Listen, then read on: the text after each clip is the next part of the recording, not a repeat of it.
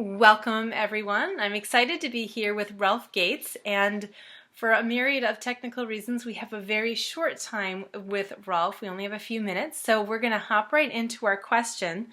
Rolf, tell me about your home yoga practice.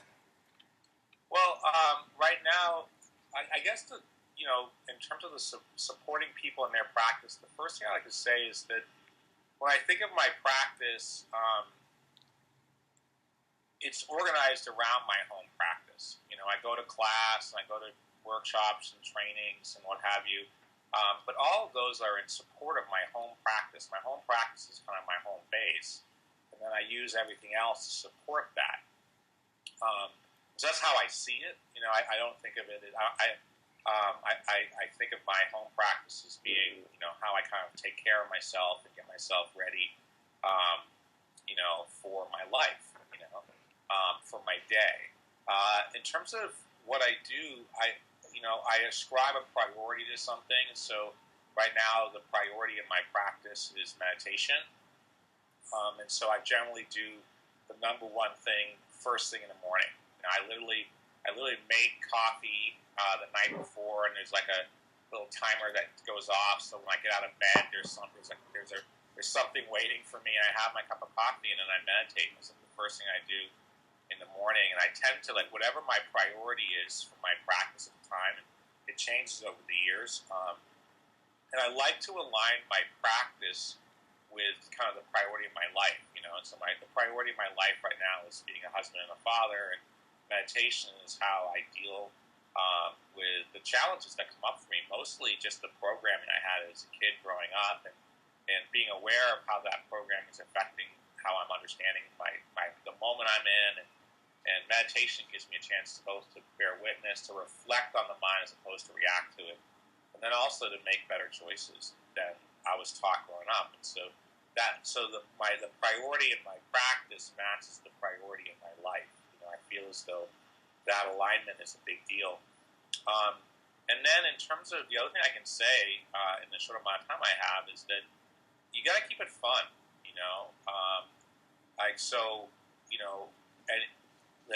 there has to be that spark and that juice. And so for a long time, asana, the yoga poses were like the most fun I could have. And then there's been periods of time where I would balance going to the gym and doing poses just to keep it fun, not necessarily because I was, looking for better physical results, but just there was a time where the communication between, say, cycling and yoga was fun, and there's another time in my life where I was doing a lot of weight training and yoga, and then there was a period of time where I was just doing yoga.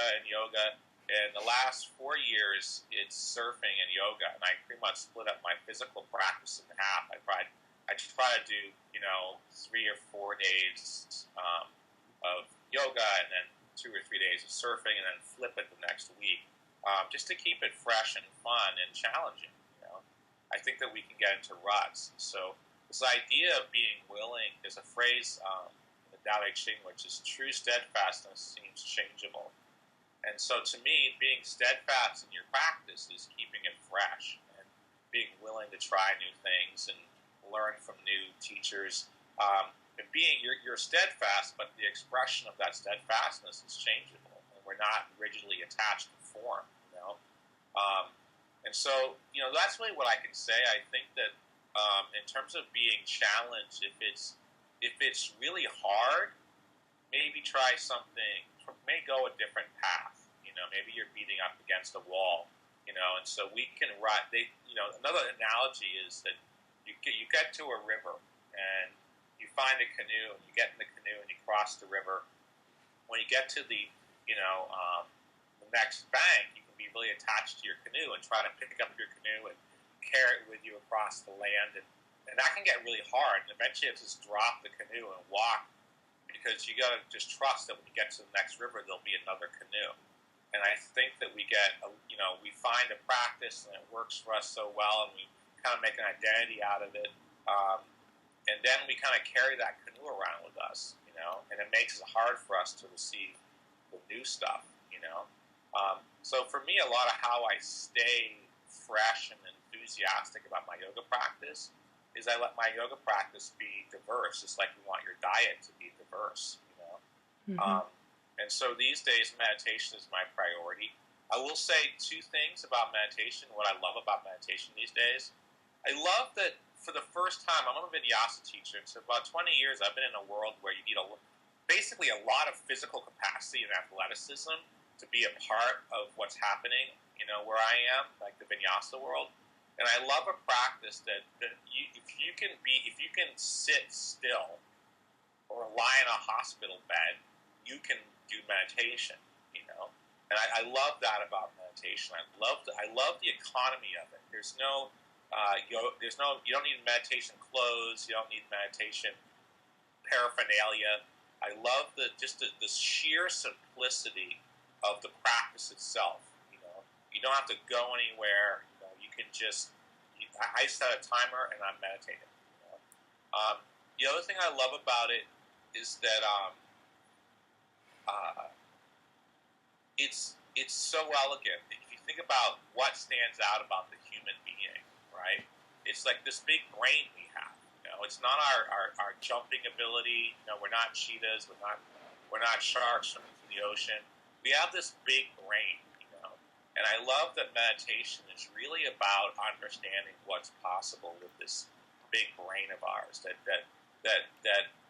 you know, there's so many types of practices. Like nutrition makes a lot of sense because we have this body, you know, and so feeding the body, doing the yoga of nutrition makes sense because we have this body and you should probably take care of it. Asana practice makes sense. We have this connective tissue and we store trauma in this connective tissue. And we can release stored tensions and traumas by doing asana practice. And it's fun to have. It's a way to just play, right? What is it that we do that engages the central nervous system? What specific practice do we have that we have inherited from, you know, the thousands of lives that, you know, came generations before us? What have we inherited? We've inherited this almost dizzyingly elegant practice called seated meditation, where all you do is you sit down and you pay attention. Now, there's techniques that you can learn from meditation teachers and what have you, but basically you sit down, sort your stuff out. And you develop awareness, you develop compassion, you develop equanimity, joy, loving kindness, you know, and you do it for free, you know, and you do it in the time you have available. You know? And if you do it with any consistency, you'll get better at it, you know. Who knows? Am I a B- meditator? Am I a C+ meditator? Am I a B+ meditator? Who knows? It doesn't really matter. If I do it, I'll get a little better at it. You know, next year I'll get a little better at it. This I know. And then the research is just out there, you know, through the roof in terms of the ramifications of meditation from mental health, physical health, emotional health, energetic health, you name it. So, and they have research even now that when we're meditating, it's helping our communities. How about that? You know? And when we meditate, it actually lowers they have this great study from DC where a bunch of meditators just meditated for a summer in DC, and it cut like the violent crime rate like in half. So just how about that for elegance and simplicity? You know?